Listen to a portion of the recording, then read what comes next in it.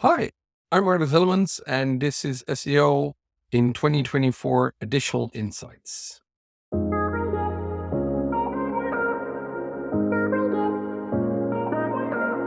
Arnout, what's your additional insight for SEO in 2024? Query satisfaction, user query satisfaction. So basically, it's looking at what a user is trying to achieve and get them to that point as quickly as possible. Okay, and you also talk about the culmination of content, UX, Core Web Vitals, and EAT coming together. Is it possible to serve all those multiple ranking signals, if you want to call it that, at the same time? Well, sometimes you don't need to.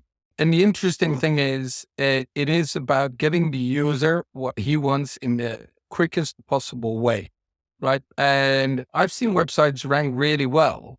So let's give this example. If you have a governmental website and you need an answer from that, but the article was written by the webmaster and the Core Web Vitals isn't that good, but it's the only single point of truth because it's the government website that talks about this legislation or these rules. So even though all the other websites have EAT and they've got everything, they are not the single point of truth. So the government website will win and will outrank the other ones, even though it's not the best user experience, but it's the ultimate truth. So I think these are proxies, EAT and Core Vitals, they're proxies for user experience. Doesn't mean you need to tick all the boxes, but if you're competing with other websites, it's definitely something you should work on. So you're not going to become the single point of truth for your industry, but how do you become the most authoritative point of truth? Well, I think we're almost going to go full circle. They need to trust you, right? So for instance, I see a lot of websites just chunking things into ChatGPT and then posting it as blog posts. But some of it is not true, right? How can you become an expert on something that isn't true? And I think this happens everywhere. And the most important part is that, well, you publish things that are true, right? And then that's just it. And you can give an opinion. You need to help people. It all depends on where you want it. But actually what you want is you want recommendations. You want people to follow you. You want people, well, basically you need to help people and people will reward you by following you or subscribing to your newsletter. You need to build an audience. And I think that's a really important distinction. The other thing is that if you don't understand what your user or target audience needs, then ultimately you won't rank or you will rank less. So what your target audience needs, you're talking about solving the query satisfaction, ensuring that you're delivering the right piece of content at the right time for the right user. So how do you know which queries to optimize for? I think not a lot of SEOs are actually leveraging the SERP. They look at rank trackers and they look at all of these things and keyword tools, but have you ever just Googled it, right? And then you see in the SERP, you'll see things like videos. If the first 5 results are videos and your blog post ranks number 1 but has no video, you're missing out. But also the people also ask, right? If you look at the also ask questions, it will literally give you what you need to talk about. And if you want to do it at scale, use a tool like alsoask.com or whatever. But people need to start thinking about what are the objections my user has? What do I need to solve for my user? One step further is talk to your customer service. What are the questions being asked about your product or your service or whatever? Talk about your potential clients that come to me. I always ask them, how did you find me? Why did you end up with me? Like, get an idea on the why. And that's what you need to solve, because before they come to you, they've asked this at a search engine. They basically went in saying, they've asked these questions. So people also asked on Google, The AlsoAsk.com service, wonderful source of discovering typical questions that people ask in your industry. But is there an argument to say that actually you should be looking to optimize for questions that Google aren't aware that exist at the moment, and aren't surfacing as suggested questions to answer, and you should be looking to augment the SERP, add to the SERP, as opposed to answer questions that perhaps already exist and content already exists for those answers? Yes, and that's what Ham's been saying. Talk to your customer service and participate in forums. In Reddit, Reddit has loads of questions, right? Quora has loads of questions. So if you just go in those topics and you keep an eye on them, you can get a ton of insights on what other questions there are. What I found is ultimately that a lot of the answers that people also ask, they're just not good enough. So yes, they're being surfaced, but if you actually read the answer that Google surfaces, you go, really? Is that the best answer you can get? So I think there's a lot of improvement. And I personally think that not a lot of companies and publishers and authors, they're actually looking at it this way. It's a good point, because I often click on those results. People also asked, I want an answer to a very specific question. Then I'll click on the result and I'll think, that's absolutely nothing to do with the question that is being surfaced there. So if it's not the right answer, then surely the user experience of just clicking away and just not spending any time on that answer will demonstrate to Google that it's not relevant. And if you provide something more relevant answer to the question, then surely you're more likely to surface for it. Exactly. Is there anything that you do on the content on your website to try to ensure that your answer is surfaced instead of other queries, instead of other answers? Well, a very simple one is, if you look at all the questions, right, you can come up with 3 articles about a topic because of those specific questions. And then you use like an index on the page on top where you can jump to those different parts.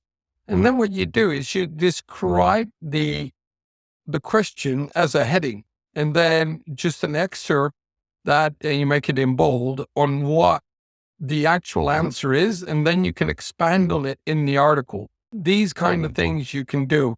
But actually it first starts with, why is Google surfacing this? Right?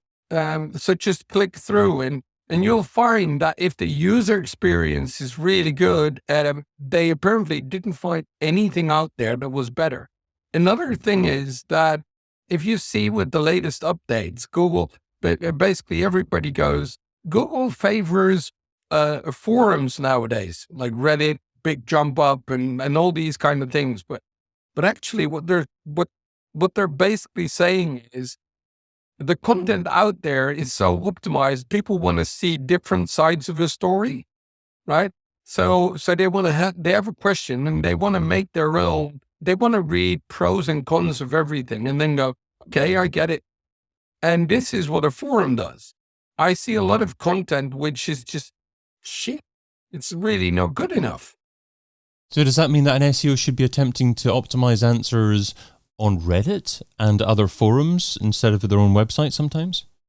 Well, if you're talking about credibility, if you're a regular contributor to Reddit, right, and people like your answers, you get a lot of upvotes. Like, that is a very big thing, right? You're building an audience there. I don't think SEO should do it. I think content people should be, right? Because that's where the audience is. These are the questions. You also said that it's a good idea to answer 3 questions on a page. Is that the optimum number that you've discovered? I mean, have you researched into formatting it? No? No. That was an example. Sometimes it can be 5. But what I'm saying is, if you get all of these questions, you'll go, oh, that goes into this kind of question. This can all be one article. This can be the next. But whether that's 3 questions, 1 question, 2 questions, 5 questions, that's what you need to make up. And how do you go about selecting the content format? I mean, you mentioned that you have a look in the SERP and you see if there's 5 videos on there. I guess that will lean you towards creating a video instead of written content? Yeah. Or do both, right? So you do a video and then you basically write out the whole video in chapters under it, right? That's another way of doing it. But for instance, I don't see a lot of people go into the images tab because Google will service a lot of images and you'll find a trend in those images. So those are the images that a search engine is expecting or the user is expecting. I think that's a better way of saying it. Do you feel that many regular users use the images tab as well? Massively. So, and I also find this really interesting. It's become less and less, but previously when core updates, we would go back to just links. And within 2 or 3 weeks, we could see image carousels appear. We could see videos appear. Why? Because people were switching tabs. And if a bigger group switches tabs, it basically is a big signal for a search engine, for their machine learning, that this question probably should need videos. Because if a lot of people are switching to the video tab in the SERP, it means that they're expecting videos.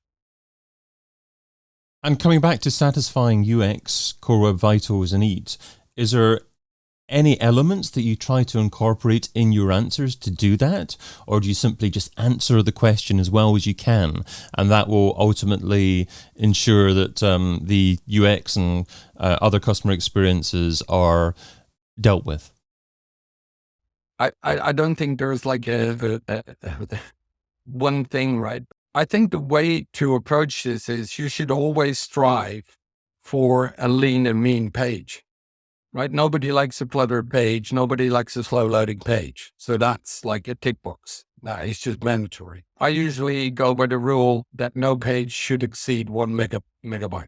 Secondly, with EAT, I think it's more important on the way it's written. I see a lot of informational content being written towards a biased or almost in a salesy way.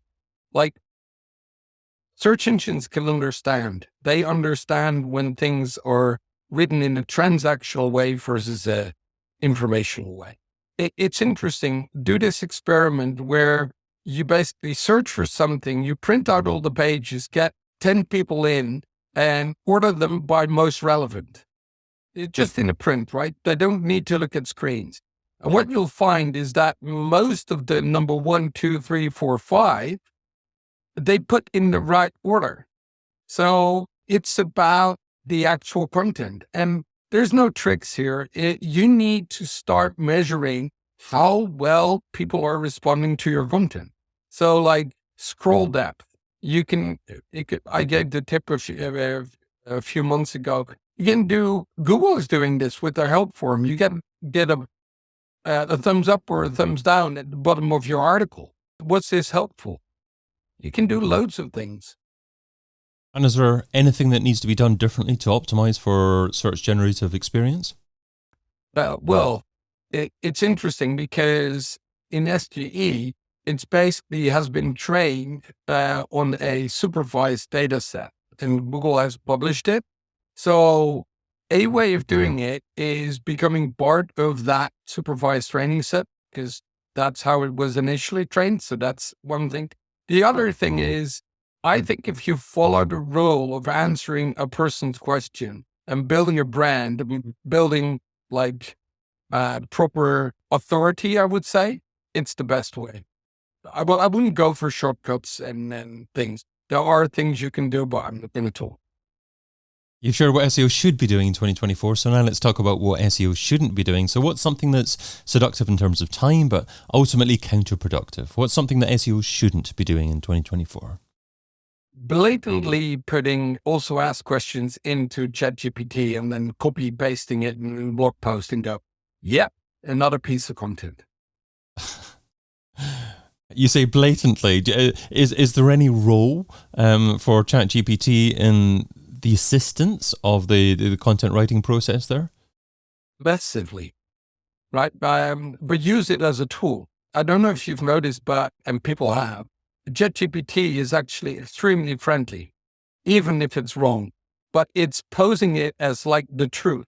So the thing is, it's very easy to just publish something because ChatGPT says it's true. But ChatGPT is not intelligent. It's a mathematical formula. So use it, use sources, and use like proper research, but it will help you get ideas. It will help you form an article. That's all good, right? And you can use it for spell check and loads of things, but just don't just use, "Hey, here's a few inputs, give me 10 more posts," and just post them out there. It will bite you in the end.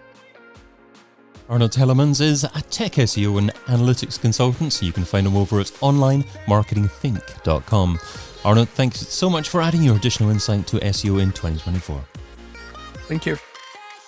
I've been your host, David Bain. You've been listening to an episode of SEO in 2024 Additional Insights, a Majestic series that complements the original SEO in 2024 podcast, video series, and book.